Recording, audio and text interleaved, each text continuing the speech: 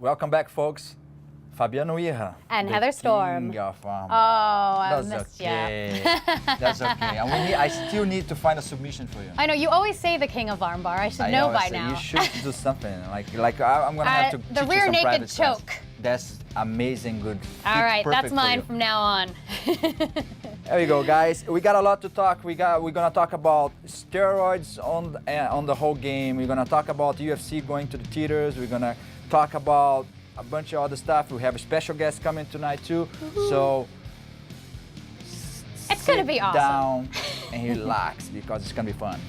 All right, so the first thing we have to talk about, the California State Athletic Commission. They've been undergoing a massive amount of change over the past couple of years. They're a disaster, pretty much. And they're currently in a state of disarray. In addition to the massive staff changeover, general incompetence, they haven't paid their bills to keep the Association of Boxing Commission database up to date. What does that mean? The ABC database is the official record of fight results and suspensions that the commission utilizes to make sure the fights and sanctions do not include participants that are on suspension. Super important.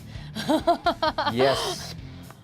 Keep paying your bills if you want to keep on business. I think we're dealing with like teenage boys at this. I mean, paying your bills is one of the things that you have to do in life no matter what, right? Yeah. And this is a whole commission not paying their bills. And now we don't, what's going to happen? Well, guys, if you're at home, don't be afraid because the game is not going to end up because end of the day, they got a very good support. It's kind of like the president when he going to re-election and he needs some money, for his campaign. That means UFC is definitely behind the whole commission. So like, if they have to squeeze in some money so they can pay their bills, they will because they need to keep going. They need a commission. Without commission, they cannot have any shows, any fights. So. Well, and we need to have shows. What you're saying is that UFC obviously wants to have these shows. Everyone's getting paid from having these shows. So letting them, maybe that's why they've been doing it for so long then, right? I mean, there's no consequence. The commission knows that, hey, there's not going to be any consequence. UFC backs us, so we can kind of do whatever we want. Who cares if we pay our bills or not? You're so right about that part. Yeah. And no accountability. Yeah, there's not accountability for a lot of things, and that kind of takes us into our next subject. Yep. Quite honestly, it's a subject that's constantly in the news. We've discussed fighter suspensions for substance abuse in the past, but how many MMA athletes are actually using illegal substances? Well, during a recent appearance on UFC broadcaster Joe Rogan's popular podcast, The Joe Rogan Experience, Victor Conte said he estimates about half of all MMA fighters are using some type of performance-enhancing drug. Half. Now, Victor Conte is the founder and former president of California's Bay Area Cooperative, BLACO. Now, these people distributed all types of then undetected steroids to K1, NFL, all of the major players out there. And in 2005, he was convicted of illegally distributing these subjects and money laundering. So, I mean, this is not the best guy in the past, but he's been cleaning up his act. Yep. And again, he's right because it is a lot of athletes over there, a lot of fighters that do use steroids.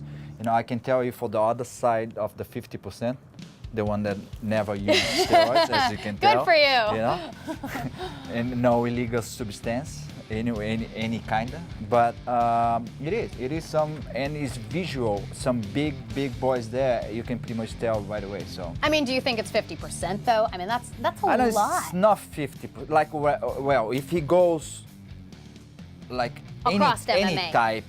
any type of kind of illegal substance, yes. Right. But like a heavy steroids, I don't think so. I say 15, 20. Yeah, well, apparently Conte now, he's cleaned up his act, okay, and he's now helping fighters legitimately by testing their VO2, testing their blood, and seeing really where their weaknesses are, and naturally helping them find their weakness and be the strongest they can be. And so in order to do that, he needs to ask them, are you using drugs or not? And that's kind of where he's getting his 50%, if they're being honest. Good luck on that. Good luck. Go to WWE and ask the guys in WWE, are you using any kind of steroid? No, I born like that. Well, right. Good luck. Well, he says apparently he's getting some truthful answers because he can't help them if they're using drugs. So he's getting the, but really he's behind VADA, and we've talked about VADA before. Yeah, we did. Yeah. The Voluntary Anti-Doping Agency, and really trying to get fighters on board with voluntarily, committing to not using drugs. But here's the deal: the testing that they're doing, That's not even that great. I mean, they're not No, even testing. It's not Olympic testing. Yeah. We're spending like $100 per guy. They're testing for minimal substances. They're not testing for growth hormones. They're not testing for EPO. They're not testing for synthetic testosterone. Hello, that's huge. So this guy's saying, you know, we gotta up the ante and really test. Anyway, our boy came here, did an interview with us. We talked about that. We said that he was supposed to, you know, hopefully he get himself back in the UFC, and he's back in the UFC. Jerry Papazian. here we go. He is back in the UFC on 216. He's going to do the Tough 16 finale against Tim Elliott. And, you know, both of them have lost their only UFC fights they've done so far. So it's kind of a toss-up, in my opinion. What do you think? I think, like, what else? You know, like, they both have a equal opportunity. That's the good part. Yeah. You know, like, they have chance to go back and I guarantee you one's gonna have a victory. It's now one is never gonna come back to UFC for sure. Someone's and gonna the feel other good. one is gonna have the first victory in UFC. Someone's going to feel really good. Hopefully, please, not a draw. Yeah, right. Not a draw. And again, you know, you can go there, Jerry, you're an amazing fighter. You can go there and you can perform as well, and you can get the best fight or best submission or best knockout of the night and keep going. You know, so we're here for you, my friend. Go do your thing. All right. And then got a very short time. Let's just go a little joke about Jeremy Stevens. Okay, that look like if you're looking for outfit for Halloween, check this out. Okay, this is on sale now. Oh. And if you know what I'm talking about, if you're not, do your research. He's still in. Let's We'll just be say it that right way. back. We have to pay our bills, so don't go anywhere. We'll be right back.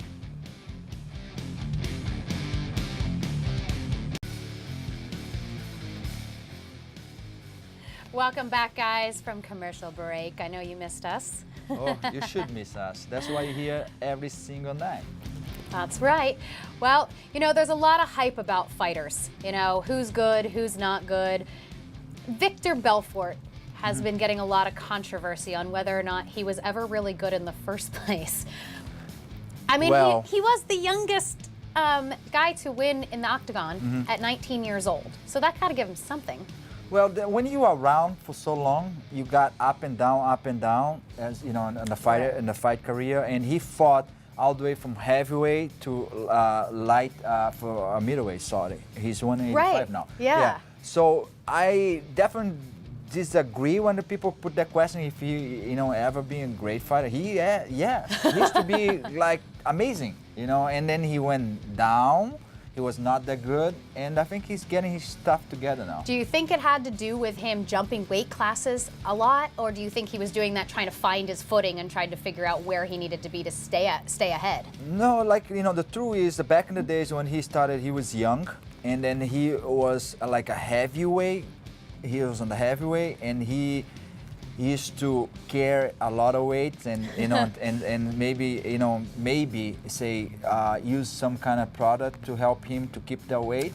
Okay, and that when you lose that, you kind of have to kind of like get back and reconstruction yourself mentally and body-wise. So that was the up and down, and he had a tough time in his career. Don't you know, on his personal life. Let's go this way. Okay. Yeah, he lost, you know, his sister, and it was a couple things that definitely like affect his life. He'd been around for so long that people was, you know, Life able happens. to see that. You know? Life happens though when you're around Exactly. for a while. I mean, things are going to happen that you're going to go up, you're going to have your downs, and if people just catch you in a snapshot in your career, they're going to have something to say about it Yes, instead of taking his whole entire career. That's what happened. You're around for so long anyway. So that's what happened to.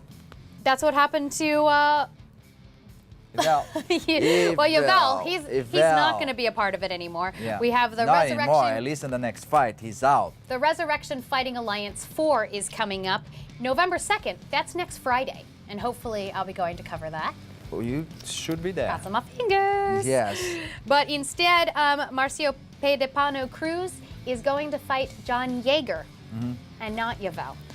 Well, Yvel is, again, you know, he been around for a little while. He have 50 fights on MMA fights, 55 fights, and against Pedepano, that only got 10 fights in the MMA, but Paddy Pimblett is a very good jiu-jitsu guy. He's considered one of the best jiu-jitsu Who had guys. 50 fights now? 55 fights Ivel has. Okay, but he's not going to be fighting now. No, he's not fighting Yeah. because he got they kind of didn't say why. I don't know if he got Yeah. hurt, but they don't really specify. They just kind of said he didn't want to do it or something. No, it's not that. He's out. He was on the he was on the main card and the main event.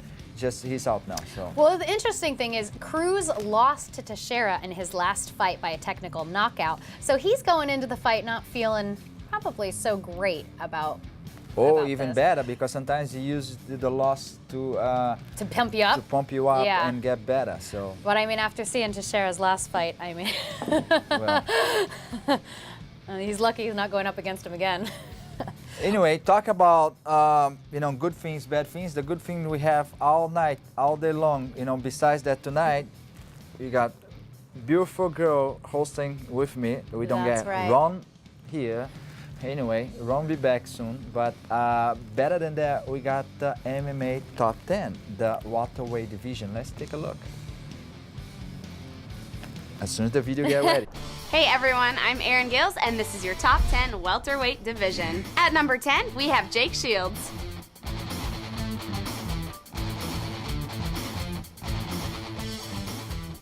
And number 9, we have Rory McDonald.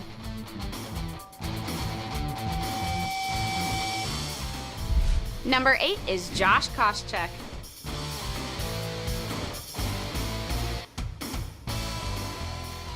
And at number 7, we have Martin Kampmann.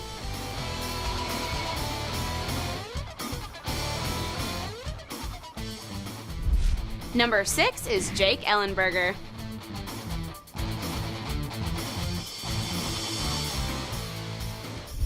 And at number 5, we have John Fitch.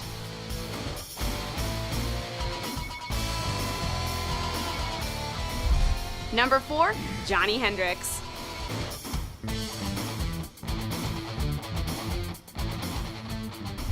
Number 3, we have Nick Diaz.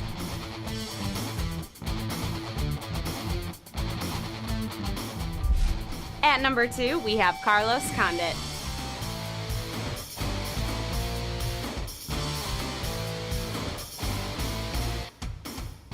And at number 1, the champion, George Rush St. Pierre.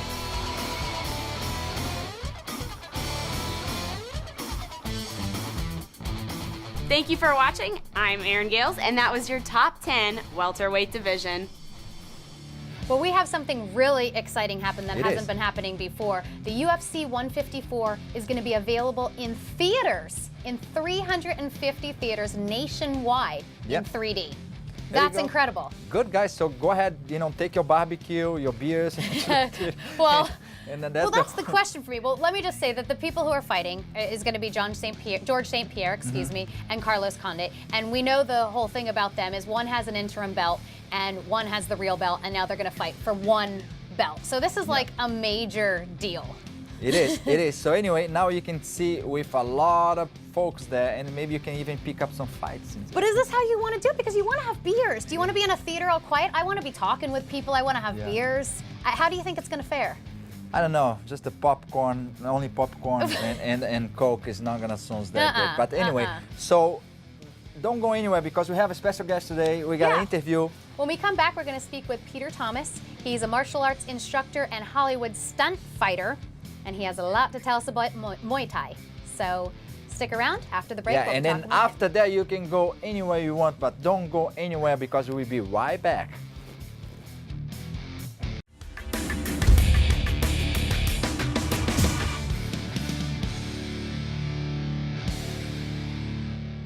Welcome back. We're here with Peter Thomas, a martial arts instructor here in Southern California. And let me just say, he has one of the most extensive backgrounds I've ever come across. He's had the opportunity to study with some of the greatest martial arts instructors from all around the world, and now holds his own Muay Thai and martial arts classes and camps right here in Southern California. Welcome, Peter. Thanks for joining us today. Thank you. It's my pleasure. So tell us a little bit about how you first got involved in Muay Thai, because that seems to be your biggest background, right? Yeah, it definitely is. I first started with Muay Thai back when I was about 9 years old, and I had actually was studying more of a traditional approach of arts like karate and taekwondo, and I happened to be getting in a lot of trouble as a kid. I was grew up in a really bad neighborhood, and started to realize I was falling into the streets more and just hanging out with the wrong crowd. And I saw the school across the way from where I was going to school, actually, for grade school, and it was a boxing and Muay Thai gym. And from there on, I just fell in love. I actually remember walking in for the first time, and the coach looked at me and goes, "Get out." And I look at him and go, "Uh-oh." And he says, "You walked in incorrectly. You didn't bow before you get in here." So he told me to walk out, and ever since then, I fell in love with the art. That was the discipline you needed? Oh my God, it was like this. Yeah, I never had a father figure growing up, so it was these two male, powerful images in my life, and they really helped me out a lot, and just raised me, broke me down, and raised me up from the ground up. It was amazing. Yeah. And you've had the opportunity to study with some really influential folks in the martial arts. Tell us a little bit about who you've studied with that is going to wow these viewers. Well, I've had a great opportunity. I've been blessed to train with Dan Inosanto, who's we call him Guru Dan Inosanto or Sifu Dan Inosanto. I've got to train with Master Chai, Ajahn Chai Sarasut, who's the founder of the Thai Boxing Association of America. He's the person that brought Muay Thai in America. He's the first person that brought it here in 1968. Before him, nobody knew what Muay Thai was. It didn't exist. And I also had been recently privileged to start training with Ramon Dekker from Holland. And he's been my next inspiration and my next mentor that I've been looking up to, and as well as Rob Kamen, who's another amazing Dutch kickboxer. So those are just some of the people that I've got to train with. I know that you got one MMA fight Yeah. that you did well. Yes. So you use your Muay Thai to win the fight. Yeah, and win chase too. it was amazing because I worked on a lot of my takedown defense, and it just, the Muay Thai clicked in. It was something that I gravitated towards, and I won with a sidekick. It was a small thing that I did in Miami, Florida, and that was it. It was just one of those things that I always wanted to try and get exposure to. After doing a lot of Muay Thai fights, I decided, I want to try this at least one time. It's kind of like skydiving. So is that it? I don't know. Maybe there's some more room in doing that. And again, at the time I was training. I was living at home. I was a college student. I didn't have any bills to pay or anything. So fighting is a full-time job. You have to be in it 100%. If you don't have any other thing going on, then I think it's the best thing to do, and you gotta experience it. Absolutely. Well, you certainly have a lot of things going on. That's no shortage for you. Yeah. You also did a documentary, Muay Thai in America. Correct. Tell us a little bit about that. That's in collaboration with Atmosphere Entertainment. Don McDaniels is a good friend of mine, and he's the man responsible for doing all that. And it was an amazing experience. I got to help him out with a lot of the footage, a lot of the motion capture we did. It was great. It was really incredible. And so we have a lot of other things we're working on in the future. And so are you chronicling how Muay Thai has taken off in America? Absolutely. Its roots originally, and just kind of how it's growing here in America? The bottom line is we want to get together a really strong and profound Muay Thai team and take them over to Thailand and just see what and what get them America crushed has. in Thailand. Well, good luck on that part. Yeah, It's exactly. like the same, like you go ahead and try making like a jiu-jitsu team to Yeah. go into Brazil. I know. Well, some guys have, done well in Brazil. Some American guys have done well in Brazil, but it's not an easy thing to do. Well, and, good luck in that part. And As my brother says, he studied in Thailand, Yeah. Muay Thai in Thailand, and was Wonderful. lived there for 10 years. And he would say, no matter how hard I train, Yeah. these Thai guys are always going to be better. Yeah. He's like, Yeah. their skin, you go like this, and you Yeah. can't even get any amount of skin No. off, and they have a zero body Absolutely. fat. And just the competition's so they're born tough. and dying to this. Yeah, they're training. They're going professionally since they're 6, 7 years old. They already have. Professionals, 5.5 years old. Yeah. Anyway, so you're a stunt fight coordinator as Yes. well. Yeah. So tell us a little bit about that. Well, one day I got a call from 2 separate friends that didn't even know each other, and they said, "Hey, Peter, you gotta audition for this thing." And I said, "Well, what is it?" And they're like, "Well, it's for stunt doubling David Carradine of Kill Bill." And the guy that did Kung Fu. The legend continues, and so I of course knew all about Kill Bill and about David Carradine. So I jumped on it right away, and I went to go audition, and I did very well. The directors and producers loved me, and it was a perfect fit. And so I one day met David Carradine, and he looked at me and goes, "Hey, why is this guy dressed like me?" And right then and there, I knew this is going to be a very interesting man to work with. So he's the real deal. David Carradine was an amazing man. I'm really sad to see that things happened the way they did, and I was definitely devastated and heartbroken. But it was this opportunity that if I didn't take it that day, I would have never known what it was like. And I'm so glad I did. And that was my starting ground in this stunt business, and I've been working at it ever since. So. And you also mentioned that you have a new organization that you are working with called Combat Shape. Yes. Tell us more about that as well. Well, Combat Shape is a new organization that I'm going to be starting with a close dear friend of mine. She is now part of a show called Push Girls, and that's on the Sundance Channel, and it's about a few handful select powerful females that are in wheelchair, and they all have experienced spinal cord related injury. And I've been training with Angela ever since I was 10 years old in Muay Thai, and she was walking one day when I was training with her, and we recently got back into contact with each other, and she is in a wheelchair. I'm so sorry. This is the We live. And we gotta go. Okay. We run out of time. CombatShape.com, is that Yes, what it is? CombatShape.com. So we're blending each other together, and we're starting something amazing. Thank Check you it out. guys. Thank you. Have a good night. Thank you.